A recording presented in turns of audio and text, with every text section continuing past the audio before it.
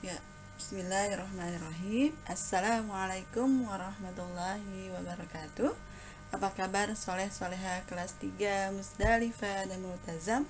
Semoga semuanya dalam keadaan sehat dan tetap semangat walaupun belajar di rumah. Insya Allah beberapa pekan lagi kita akan bertemu di sekolah kita yang tercinta. Ya, baik teman-teman.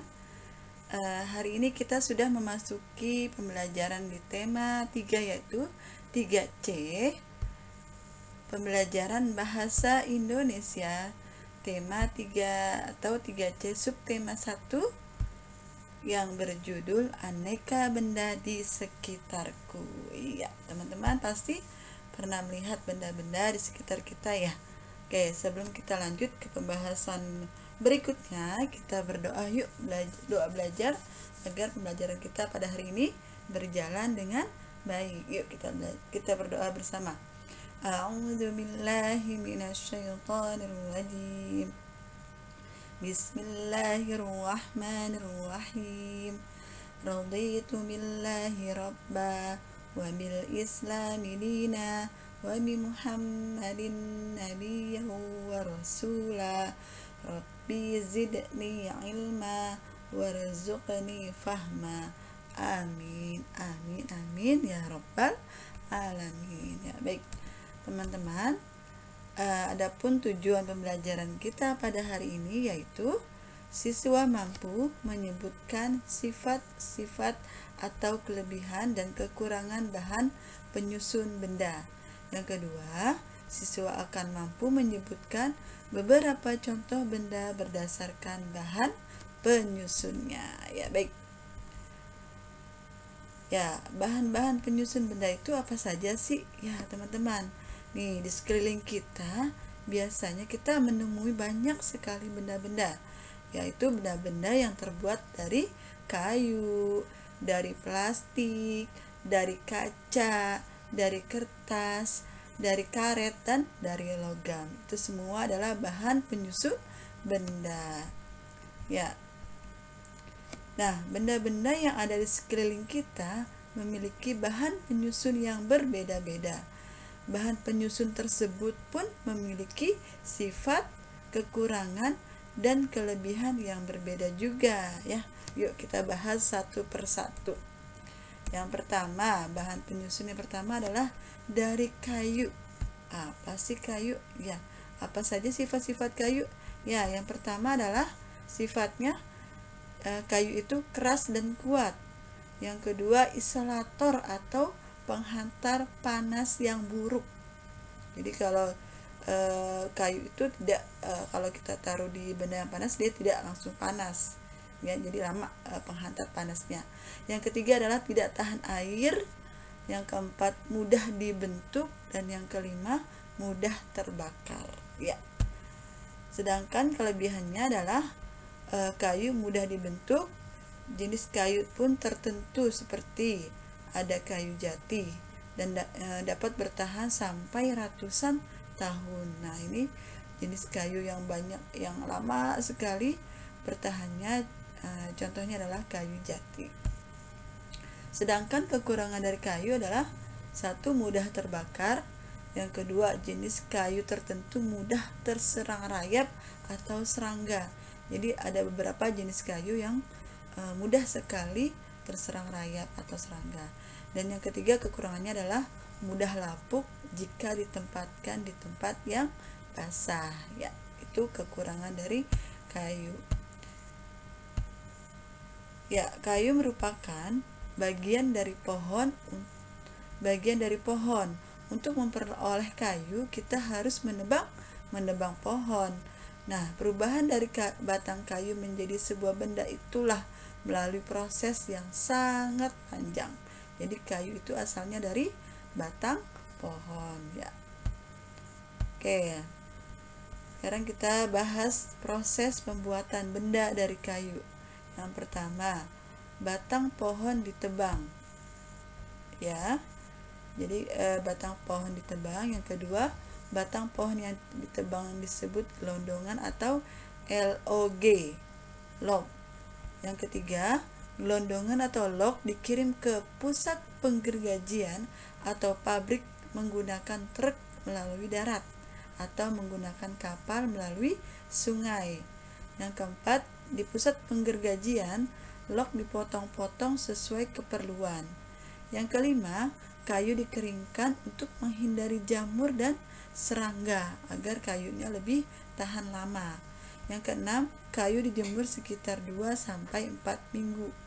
Yang ketujuh, setelah dijemur sampai 4 minggu, kayu pun siap diolah sesuai keperluan menjadi benda-benda tertentu seperti lemari, kursi, dan meja. Ya, ini adalah proses pembuatan benda dari kayu yang awalnya hanya pohon terus ditebang, kayunya diambil, kayu gelondongan, terus dikirim ke pabrik untuk dipotong dan dikirim ke pengrajin kayu untuk dibuat bahan-bahan membuat pengrajin seperti lemari, kursi, dan meja. Ya, ini adalah proses pembuatan benda dari kayu. Ya, selanjutnya adalah plastik. Plastik sifatnya yang pertama tidak mudah menyerap air. Yang kedua, dia bendanya ringan, tidak mudah pecah. Yang ketiga, mudah dibentuk. Yang keempat, beberapa jenis plastik ada yang tembus pandang dan lentur. Dan yang kelima adalah isolator, sama seperti kayu tadi ya, penghantar panas yang buruk. Kelebihan dari plastik yang pertama, murah dan tahan lama atau awet. Yang kedua, tidak menyerap air atau tidak tembus air. Yang ketiga, mudah dibentuk. Dan yang keempat adalah ringan. Sedangkan kekurangan dari plastik adalah plastik membutuhkan waktu yang sangat lama untuk terurai secara alami di dalam tanah. Jadi susah diurai oleh tanah. Jadi butuh waktu yang sangat lama. Itu kekurangan dari plastik ya. Sekarang bagaimana cara kita mengurangi sampah plastik? Yang pertama adalah reduce. Reduce yaitu mengurangi penggunaan plastik. Makanya sekarang beberapa Indomaret atau Alfa atau mall-mall jarang menggunakan plastik. Karena apa? Karena dia proses penguraiannya di tanah itu lama ya.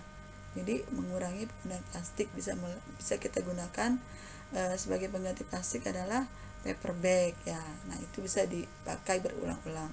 Yang kedua, reuse yaitu menggunakan kembali plastik yang bisa digunakan beberapa kali. Cara yang ketiga yaitu recycle, yaitu mendaur ulang limbah plastik menjadi barang-barang yang berguna. Ini adalah 3 cara untuk mengurangi sampah plastik ya. Contoh benda dari plastik yaitu ember, gayung, dan sebagainya. Banyak ya contoh-contoh benda-benda yang di rumah atau di sekolah atau di jalan kita temui yang terbuat dari plastik. Yang selanjutnya adalah kertas. Ya, sifat kertas yang pertama ringan, yang kedua mudah robek, yang ketiga mudah terbakar. Kelebihannya, benda yang terbuat dari kertas lebih ringan daripada benda yang terbuat dari bahan lainnya. Ya, jadi lebih ringan dibandingkan dengan bahan-bahan yang lainnya. Yang ketiga adalah kekurangan dari kertas. Yang pertama, mudah terbakar, mudah robek, dan tidak tahan air. Itu kekurangan dari kertas ya. Kayu merupakan bahan dasar untuk membuat kertas. Jadi asal kertas itu awalnya adalah dari kayu. Bagaimana proses pembuatan kertas ya?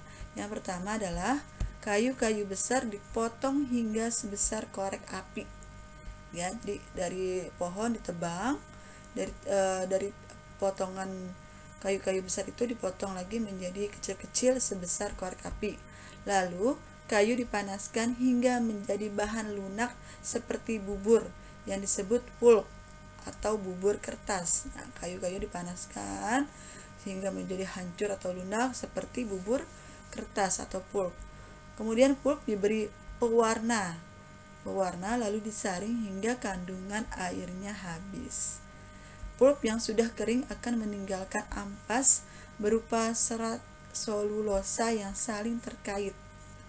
Nah, serat selulosa ini pulp yang sudah kering akan meninggalkan ampas berupa serat selulosa yang saling terkait. Serat selulosa digiling hingga pipih menjadi seukuran kertas yang diinginkan. Ya, bisa teman-teman lihat gambarnya ya. Mulai dari pohon, lalu gelondongan kayu besar, kemudian dipotong kecil, kemudian dipanaskan menjadi bubur kertas, disebut pulp, kemudian diberi perwarna dan sebagainya hingga akhirnya menjadi kertas ya. Oke, selanjutnya adalah kaca.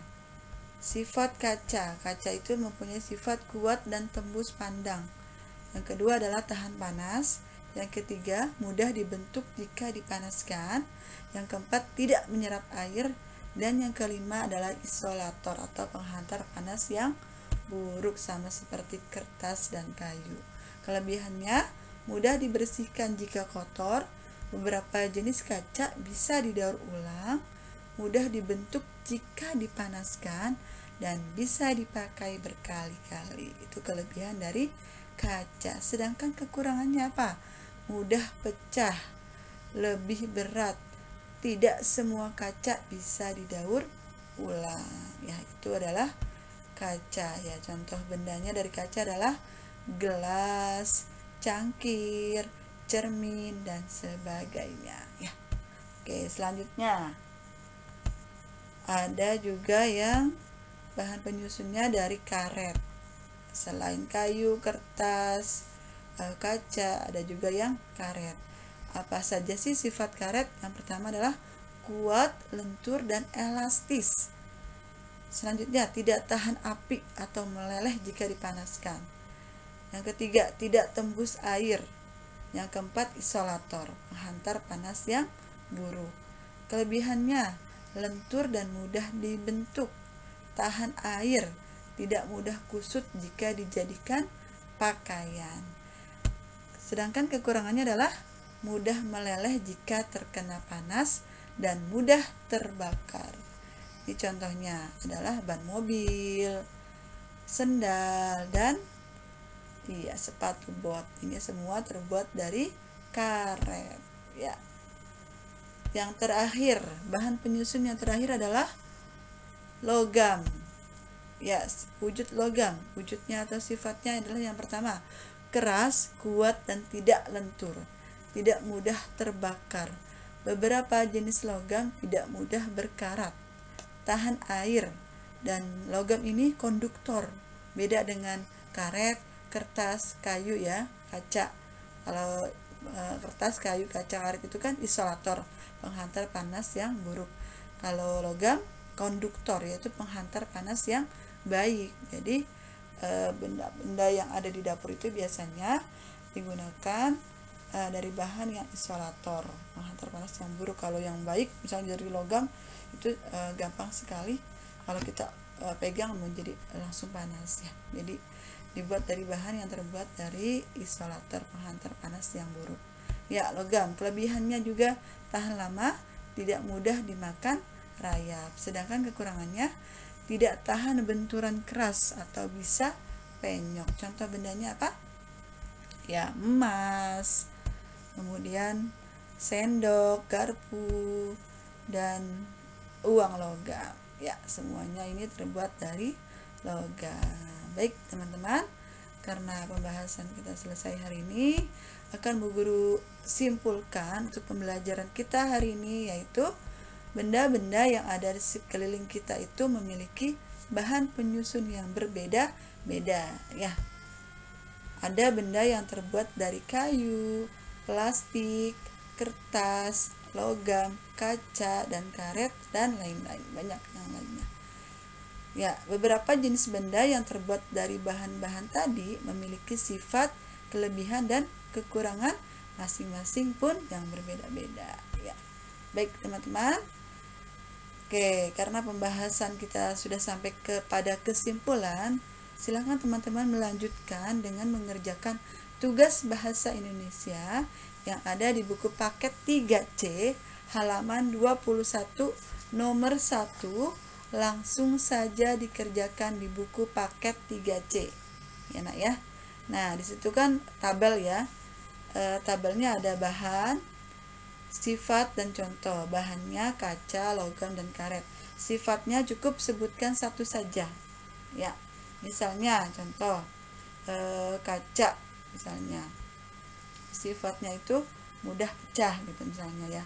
Atau logam sifatnya keras, seperti itu. Contoh bendanya juga satu aja, misalnya kaca contoh bendanya gelas, terus logam contoh bendanya apa ya, sebutkan hanya satu item saja, satu macam saja. Oke, paham ya? Oke, terima kasih teman-teman yang sudah mau menyimak video pembelajaran dari Bu Erlina. Semoga bermanfaat, lebih kurangnya mohon maaf. Assalamualaikum warahmatullahi wabarakatuh. Tetap semangat teman-teman.